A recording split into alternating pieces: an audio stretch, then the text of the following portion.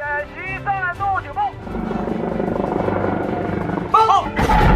the geopolitical theater of the East and South China Sea, a chronicle of escalating tensions and geopolitical complexities is unfolding, shaped by historical disputes, military posturing, and the specter of a rising China's military might. 要坚持领导带头，以上率下。 From the early clashes in 1988 to the contemporary challenges in 2023, the maritime disputes have evolved. We'll discuss the anxieties surrounding China's rise, the formidable capabilities of littoral states such as Japan, Taiwan, South Korea, and the Philippines, and the geostrategic implications of China's ambitious Blue Navy project. Against this backdrop, the prospect of a joint defense agreement among the Philippines, Taiwan, Japan, and South Korea emerges, offering a range of scenarios from a defense pact to joint cooperation mechanisms. If you want to understand the whole picture, we will recommend you to give your ample time while watching this vid. So, let us explore this issue holistically.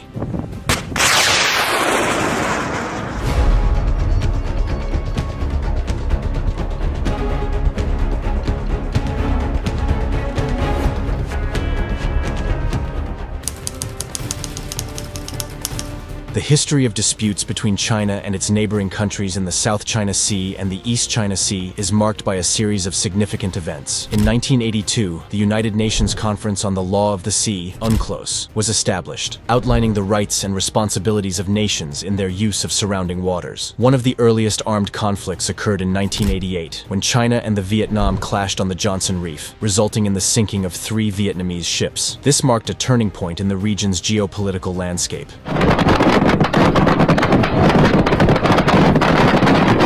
China's assertiveness continued in 1992, with the passage of the Law on the Territorial Sea subsequently, thereby laying claim to the entire South China Sea based on historical rights dating back to Han Dynasty. Tensions escalated further in 1996 during the Mischief Reef incident, where Chinese naval vessels engaged in a battle with a Philippine Navy gunboat. The following years witnessed diplomatic efforts, such as the 2002 ASEAN-China Declaration on the Conduct of Parties in the South China Sea, aimed at easing tensions and establishing guidelines for conflict resolution. The East China Sea also became a focal point of contention. In 2012, Japan and China signed a joint energy development agreement, but disputes over the Senkaku Diaoyu Islands and the Chunxiao Shirakawa field persisted. In the south, the Philippines sought international arbitration under UNCLOS to resolve its maritime disputes with China, leading to a landmark ruling in 2016 against China's claims in the South China Sea. Recent years have seen increased militarization and confrontations in the region. China's declaration of an air defense identification zone in the East China Sea in 2013 and the deployment of missiles to the Paracel Islands in 2016 raised concerns about regional stability.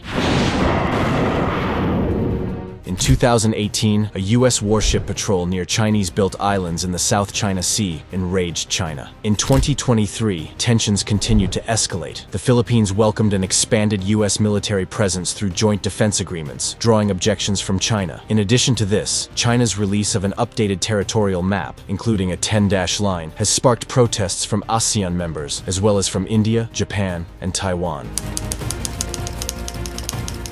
The anxiety surrounding the rise of China, often referred to as the Dragon in the East, is multifaceted and prominently observed in the East and South China Sea regions. This apprehension is rooted in several factors, including China's assertive territorial claims, military buildup, and expansive maritime activities, which have led to heightened geopolitical tensions. One prominent concept that adds a theoretical perspective to this unease is the Thucydides trap, a term coined by renowned political scientist Graham Allison. It suggests that a rising power, such as China, and an existing dominant power, like the United States, are likely to engage in conflict due to the former's challenge to the established order. And Thucydides' trap is a big idea. What's this trap? What is Thucydides' trap? And the big idea is that when a rising power threatens to displace a ruling power, stuff happens, bad stuff. Lee Kuan Yew, the founding father of Singapore, in a 2013 interview stated that the challenge for the United States is to manage China's rise in a way that avoids war. This is a very difficult task because China is not going to accept a status quo where it is subordinate to the United States. He also voiced his opinion that smaller countries in the region need to prepare for the possibility of conflict, as he stated that small countries need to be smart and have a plan in place for how to deal with the rise of China. They need to diversify their economies and build strong relationships with both the United States and China. The anxiety surrounding the rise of China in the East and South China Sea is understandable. The Thucydides trap is a useful framework for understanding the current situation in the East and South China Sea. The theory suggests that the United States and China are on a collision course due to their rivalry. This poses a significant challenge for both countries, as well as for smaller countries in the region.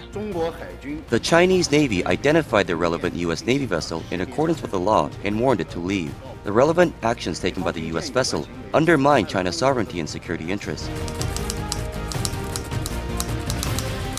Japan stands out as the most militarily powerful littoral state in the Far East, with a formidable military force known as the Japan Self-Defense Force, JSDF. The JSDF, particularly its Maritime Self-Defense Force, commands attention with more than 150 ships, including advanced destroyers, frigates, submarines, and aircraft carriers. The Air Self-Defense Force, ASDF, complements this prowess with a fleet of more than 500 aircrafts, featuring top-of-the-line fighter jets like the F-35A Lightning II. Japan's Ground Self-Defense Force, GSDF, safeguards the nation's land territory and is equipped with modern tanks, armored vehicles, and artillery. With a military budget of totaling 6.8 trillion yen, or $52 billion, the Japan's Defense Force role extends beyond deterrence, as seen in its engagement in freedom of navigation operations, FONOPs, challenging China's maritime claims, joint exercises with regional partners like the United States, the Philippines, and Vietnam, and collaborative efforts to enhance maritime domain awareness in the region.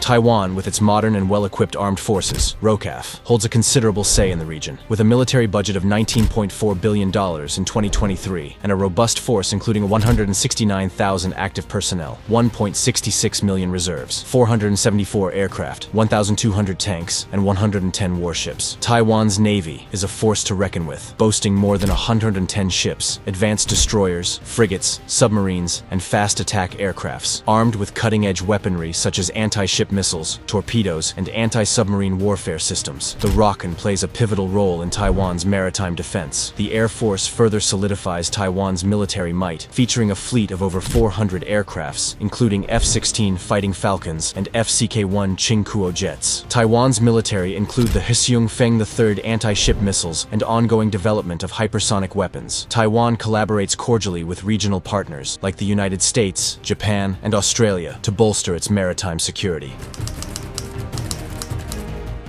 South Korea is a powerful littoral state in the East China Sea arena and maintains a formidable military through the Republic of Korea Armed Forces, ROCAF, boasting the largest and most capable navy, ROKN, with more than 160 advanced ships and a well-equipped air force featuring a fleet of 600 aircraft, including cutting-edge fighter jets. The growing army, ROKA, further fortifies defense on land with a force exceeding 618,000 troops and modern weaponry. A defense budget of $43.1 billion for 2023 showcases South Korea's commitment to staying ahead of evolving security challenges. South Korea has strategically allocated resources for initiatives like the KF-21 Boramae fighter jet and plans for Lockheed Martin's F-35A and F-35B aircraft. The nation's pursuit of industrial self-sufficiency aligns with its dedication to technological advancements, positioning South Korea as a key player in shaping the region's security landscape.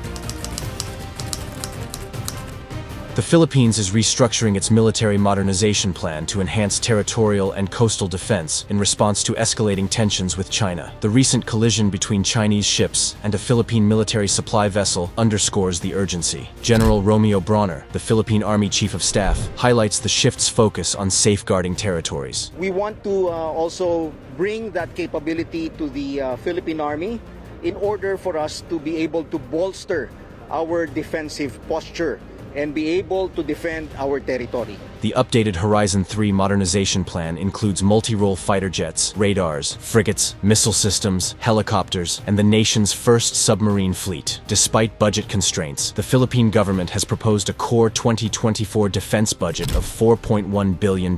We have a lot more to do, and the rest of our compatriots are counting on us to keep the defense of the nation.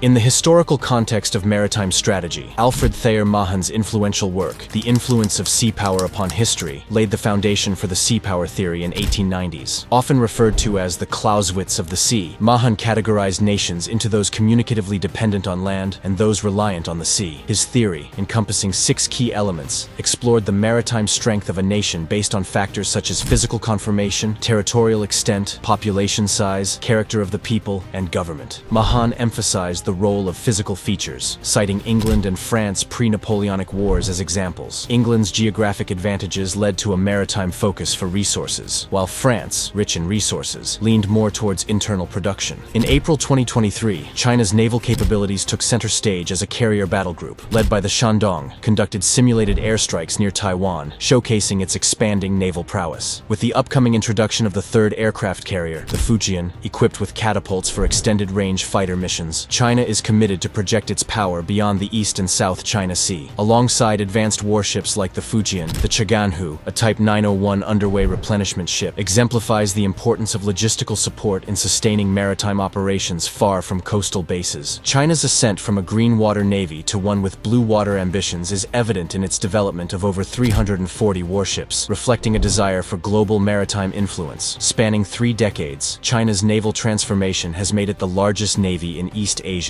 The Department of Defense reports an expected growth of China's navy from around 340 platforms to 400 ships by 2025 and 440 ships by 2030. China's objectives include addressing potential conflicts with Taiwan, controlling its near seas regions, securing commercial sea lines, challenging U.S. influence in the Western Pacific, and asserting itself as a global power with anti-access, area denial, A2AD capabilities. China's pursuit of port access, illustrated by endeavors like the construction of a naval base in Cambodia, aligns with its broader strategy to establish a more expansive global footprint. As part of initiatives like the Belt and Road, China's expanding naval presence, including facilities in Argentina and Cuba, raises concerns about geopolitical implications of China's moves. Despite official denials, strategic initiatives analyzed by the Foundation for Defense of Democracies suggest China's growing determination to secure additional naval outposts globally. The island chain strategy, initially conceptualized by American statesman John Foster Dulles in 1951 during the Korean War, proposed a strategic containment plan surrounding the Soviet Union and China with naval bases in the West Pacific. While it did not take center stage during the Cold War, the concept remains pivotal in the geopolitical landscape, drawing significant attention from both American and Chinese analysts. For the United States, the island chain strategy is integral to its military force projection in the Far East. Conversely, for China, the concept is a cornerstone of its maritime security, with concerns about potential encirclement by U.S. armed forces. The island chain strategy encompasses 3 chains. The first island chain, acting as a historical defense line against the Soviet Union during the Cold War, include countries like South Korea, Japan, Taiwan, and the Philippines. The second island chain, serving as a strategic defense line for the United States, extends far beyond the first island chain into the Pacific Ocean, and the third island chain, extending across the Pacific Ocean toward Oceania. Beyond these 3 chains, the fourth island chain, including locations like Lakshadweep and the Maldives, aims to disrupt key waypoints like the Gwadar port and Hambantota, while the fifth island chain spans from the Gulf of Aden to South Africa, encircling the Chinese naval base at Dorale, Djibouti.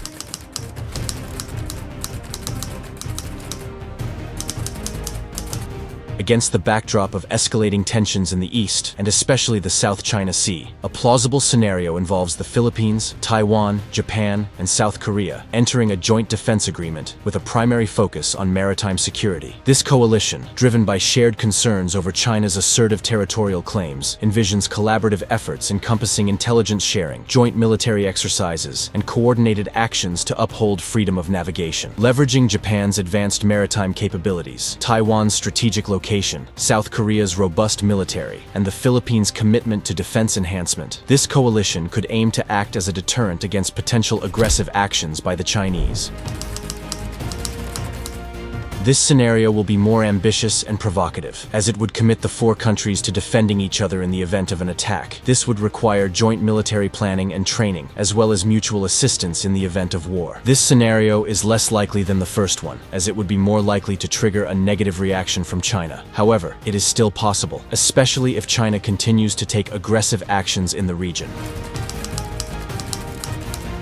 Recognizing the evolving landscape of modern warfare and the growing importance of cyber and space capabilities, another plausible scenario entails a joint defense agreement, focusing on strategic cybersecurity and technological collaboration among the Philippines, Taiwan, Japan, and South Korea. With Japan's proficiency in cyber warfare, Taiwan's technological prowess, South Korea's innovation commitment, and the strategic position of the Philippines, this alliance could extend beyond defense to include joint research and development initiatives, ensuring the participating nations stay ahead in the technological arms race. This scenario would be a compromise scenario, as it would allow the Philippines and Taiwan to cooperate on defense without directly provoking China. Japan and South Korea could still provide support to the Philippines and Taiwan as observers, such as by providing intelligence and logistical assistance. This scenario is also possible, especially if the Philippines and Taiwan feel that they need to take additional steps to deter China from taking aggressive actions against them. 航空识别区制度不是中国的发明，是其他一些大国的发明。中国在东海划了，在南海是不是需要划？要根据我们受到威胁的程度。 In the tumultuous East and South China Sea, escalating tensions marked by historical disputes and China's military rise set the stage for complexity. Littoral states like Japan, Taiwan, South Korea, and the Philippines boasts formidable military capabilities amid rising anxieties about China's ascent, encapsulated by the Thucydides trap. China's expansive Blue Navy project and the evolving island chain containment strategy add layers to the intricate scenario. Discussions of a joint defense agreement among regional actors unfold against this backdrop, offering varied scenarios from maritime security coalitions to comprehensive mutual defense pacts.